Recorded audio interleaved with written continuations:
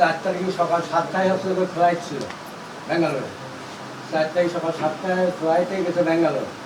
তারপরে 3টের থেকে ওদের সাথে যোগাযোগ, ওরা ভালো আছে এই আছে। তারপরে চিকিৎসা শুরু করতে আগে ওর মাকে ডাক্তার দেখাচ্ছে, দেখানোর পর তারপর ওর ভাইটা নিয়ে ভাইটাও ডাক্তার দেখাচ্ছে, দেখানোর পর তারপরে আবার ওর মা বলেছে, এ বললো যে তাহলে বাবা তুই যখন গেছিস তোর শরীরটা চেক আপ করে আয়, ঠিক আছে গেলি যখন চেক আপ করে তো ও ডাক্তার দেখাচ্ছে।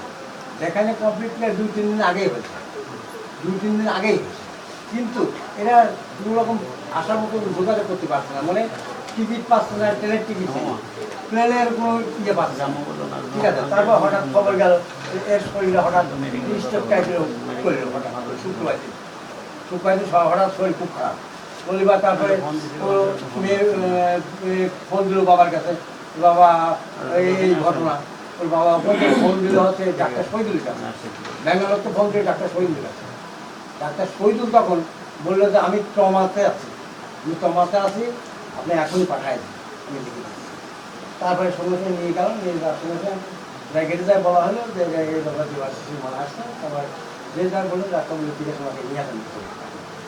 তখন ডাক্তার দেখেছেন, আপনি হয়তো টেনশন করছেন, যার জন্য আপনি এই করছেন, হ্যাঁ এই বললো। তারপরে এখানে শুনে ও বললো কালিমা তুমি ওর খাতে থাকো, আমি আসি রাজশাহী ডাক্তার দেখানো ওগুলো দেখাচ্ছি। তারপরে মোটামুটি ওরা গতকাল পরশুদিন সকাল 7টায় এখন ব্যাঙ্গালোরতে প্লেনে উঠছে, রাত 11 সন্ধ্যা 7টায়, 11টার সময় রাত 11টার সময় নামেছে কলকাতায়। নামার পরে ওখানে ছিল, থাকার পরে মোটামুটি মার্কেট ট্যাকেট করছে কালকে, মার্কেট ট্যাকেট করার পরে তারপরে আজকে সকালে আসবে, তাহলে 10টার সময় 10টার সময়।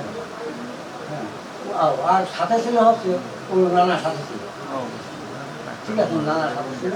তো ওনার ওই বড় জামাইকে নিয়ে গেছিলেন, নিয়ে যায় ওনার হাড়ে একটু সমস্যা, ডাক্তার দেখে বলেছে যে আপনি 2 মাস পরে আসেন, ওষুধ লেগেছে আপনি 2 মাস পরে আসেন। তখন জামাইকে পাঠায় গেছে, উনি ওখানে ছিল, উনিও ছিল একসাথে আর সকালে আসার কথা।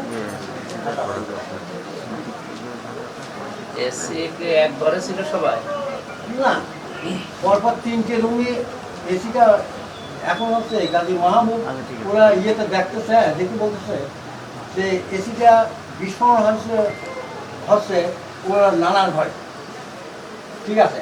আর আশপাশে এই পাশে ও পাশে যে 2টো রুম ছিল, এই 2টো রুমের লোক মারা সেরকম গেছে মারা, আর এই পাশে ও পাশে 2টো রুম লোকই মারা, হ্যাঁ মোট লোক মারা গেছে 9